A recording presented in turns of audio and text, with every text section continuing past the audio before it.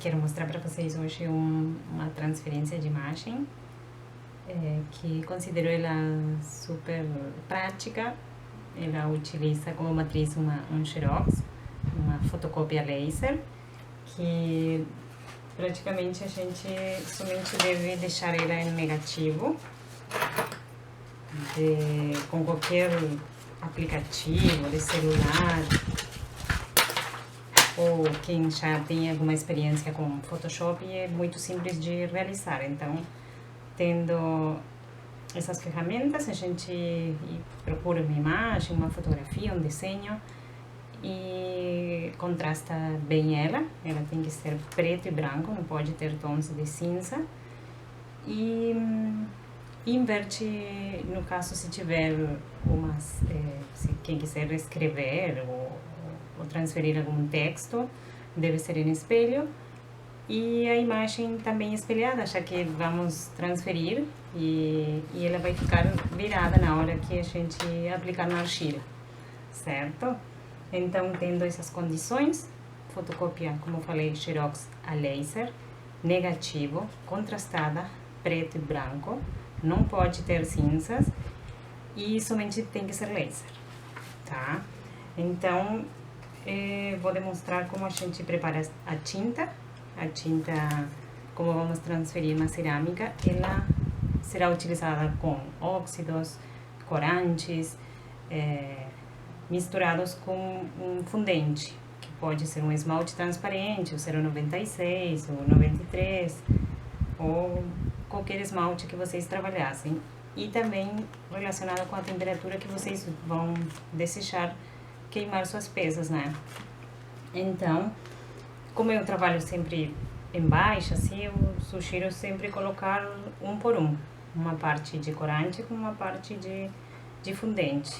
Aí a gente vai regulando, caso sair do forno e a gente perceber que está saindo, e porque ou aumenta a temperatura do forno, ou agrega mais esmalte para fixar, né?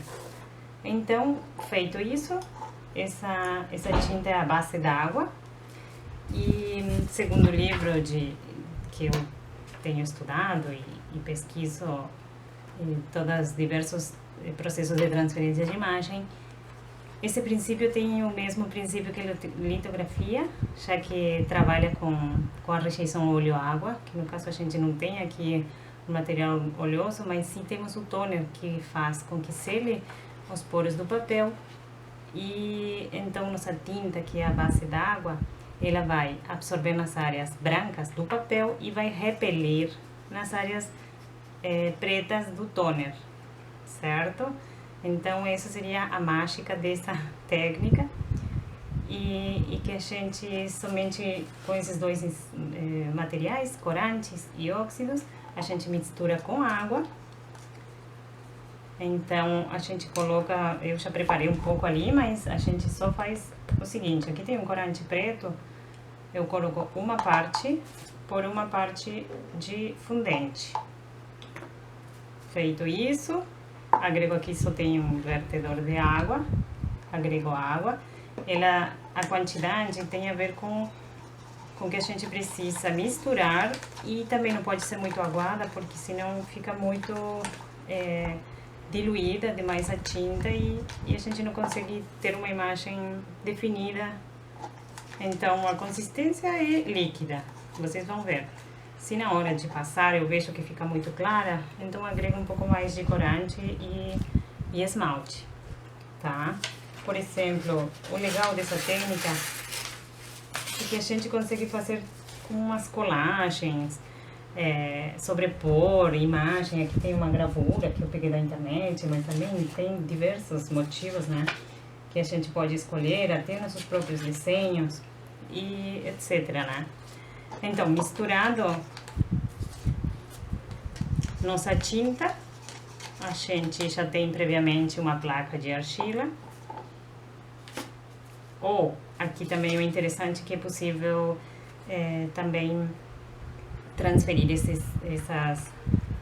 essas imagens a peças já realizadas, por exemplo, simples, que não tenham textura, como um copo, um vaso, o legal é que quando a gente coloca essa tinta e ao ser o papel, ele fica flexível, então é possível também transferir em objetos. Por isso é muito interessante essa técnica, tá? Feito isso, diluí minha tinta com um pincel bem macio. Eu começo a passar no meu xerox. Vocês não vão perceber ali porque eu tenho ali fixa a câmera, mas na hora que eu tô passando a tinta, ela mesma, vocês vão perceber que nas áreas do toner, ela repele essa tinta, grudando somente nas áreas do papel branco, nas áreas do não desenho. Por isso é importante que seja negativo, né? Senão fica a imagem, se estiver positiva, vai ficar o negativo da imagem. Só se a gente quiser trabalhar com esse propósito. Passei a tinta, o ideal é não passar várias vezes pelo mesmo lugar, né? Mas se eu enxergar algumas áreas brancas, aí eu posso retocar. Aliso minha plaquinha, minha peça que tiver, e em estado úmido, eu fiz agora essa placa, em estado úmido, eu vou transferir essa matriz de xerox. Aí, o interessante é isso, que na hora que ficar fosco, ou seja, que vai perdendo o brilho, que vai secando a água, é a hora de transferir. Como a gente está passando com um pincel assim, carregando diversas vezes, às vezes acontece de ainda ficar umas áreas mais secas, outras mais úmidas. Isso vai dar um efeito também na hora de transferir, que também acho que é o interessante dessa técnica, que sempre vai ter um ruído na imagem. Bom, aqui estou esperando mais um pouquinho. Já temos umas áreas que estão mais secas, também não posso exceder esse tempo, porque o corante, como é a base d'água e ele é um pó, ele sai para fora, salta, digamos, né? Feito isso, já está pronto para transferir. Aplico na área que eu quero.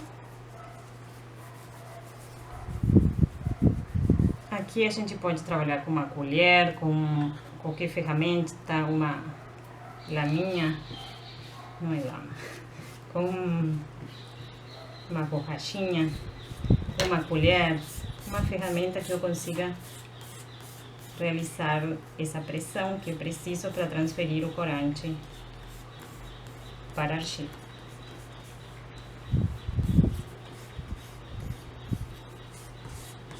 Todos esses processos que eu venho pesquisando já há algum tempo estão relacionados com a gravura. Vários, como vocês acompanharem um pouco ali meu Instagram, eu sempre publico os trabalhos que eu faço, eu ministro cursos. E é bem isso, assim, aqui quem já teve experiência com gravura, a gente transfere com uma colher de pau, né? E faz esse processo, esse procedimento.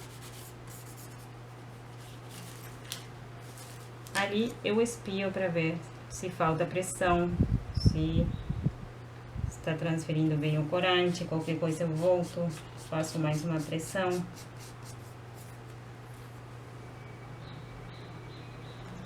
E pronto.